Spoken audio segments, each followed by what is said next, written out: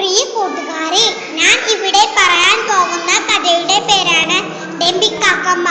കാ കാ എന്ന് നീട്ടി കരഞ്ഞുകൊണ്ട് മുറ്റത്തും പറമ്പിലും പറന്നു നടക്കുന്ന കാക്കച്ചിയെ കാണാത്താൽ ആരുമുണ്ടാവില്ലല്ലോ. ഞാൻ ഒരു ഡെമ്പിക്കാക്കമ്മയുടെ കഥ പറയാം. വലിയ പറക്കലുകാരിയാണെന്നാണ് ആളുടെ വിചാരം. ഒരു ദിവസം കണ്ണിൽ കണ്ട എച്ചിലെല്ലാം കൊത്തി തിന്ന് വയറും വീർപ്പിച്ച് നമ്മുടെ കാക്കമ്മ ഒരു പടർന്നു പന്തലിച്ച അറിയാനിരിക്കുകയായിരുന്നു. അപ്പോഴാണ് ദൂരെയുള്ള അമ്പലക്കുളത്തിൽ ഒരു അരയന്നം നീന്തി കളിക്കുന്നത് കണ്ടിൽപ്പെട്ടത്. അരയന്നത്തോട് കുശലം പറയാൻ എന്ന ഭാവത്തിൽ കാക്കമ്മ പറന്ന് താമരപ്പുഴയുടെ അരികെത്തി. അതിലെ തണുത്ത വെള്ളത്തിൽ കുളിച്ച് തലയിൽ ചേർത്തുകൊണ്ട് കാക്കമ്മ അടുത്ത ഗ്രാമത്തിൽ പൂരം തുടങ്ങി. നീ വന്നോ എന്നോടൊപ്പം? ഞാൻ ഒറ്റയ്ക്ക് എങ്ങും പോവാറില്ല, കൊടി മാത്രമേ പോവാറുള്ളൂ, അരയന്നം പറഞ്ഞു. കാക്കമ്മ അത് കേൾക്കാത്ത ഭാവത്തിൽ നിന്നു. പൂരം കാണാൻ വീണ്ടും കാക്കമ്മ വിളിച്ചപ്പോൾ അരയന്നം കൂടെ ചെല്ലാൻ സമ്മതിച്ചു.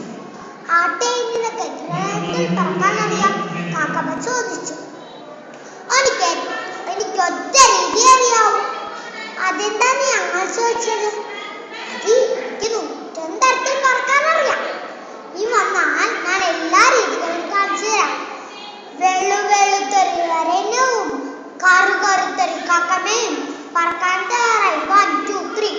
പറക്കാൻ തുടങ്ങിയ ഉടനെ തന്നെ കാക്കമ്മ ചരിഞ്ഞു മറിഞ്ഞു ചിറകടിച്ചു പല അഭ്യാസങ്ങൾ കാട്ടി. എന്നാൽ അരയന്നമാകട്ടെ ചിറകുകൾ വിടർത്തി വായിൽ അനക്കാതെ ചെവികൾ കൂർപ്പിച്ചു പിടിച്ച് സാവധാനം ശാന്തമായി പറഞ്ഞിരുന്നു. അതൊന്നും കാണണ്ട കാഴ്ച തന്നെയായിരുന്നു. അരയന്നം കാണുന്നുണ്ടോന്നറിയാൻ ഇടയ്ക്കിടയ്ക്ക് കാക്കമ്മ തല ചായച്ച് നോക്കുന്നുണ്ടായിരുന്നു. പെട്ടെന്നൊരു ക്ഷീണം കാക്കമ്മയെ പിടികൂടി. തല കറങ്ങുന്നത് പോലെ ഒന്ന് ഇരിക്കാൻ പറ്റിയെങ്കിൽ കാക്കമ്മ ആശിച്ചു പോയി.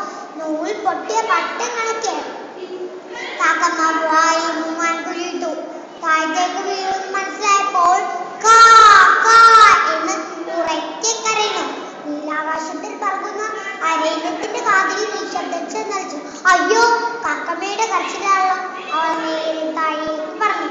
വെള്ളത്തിൽ താഴ്ന്നു പൊങ്ങി വിശ്രമിക്കുന്ന കാഴ്ച അവൾ കണ്ടു. വെള്ളം കുടിച്ച് പഴയ വെത്ത് കാക്കമ്മയെ അവൾ ഓടി കണക്കി തന്റെ പുറത്തേക്ക് ഇരുത്തി. രണ്ടുപേരും കരയിലെത്തി. ശ്വാസം തീർന്നു. കൂട്ടുകാരെ, പറക്കാൻ അറിയുന്നത് കൊണ്ട് അഹങ്കാരം കാണിച്ച കാക്കമ്മയെ പോലെയാണോ നാം ആകേണ്ടത്? അതോ പറക്കാനും കൂടാനും രണ്ടുപേരെയും കാണിച്ച അരയന്നത്തെ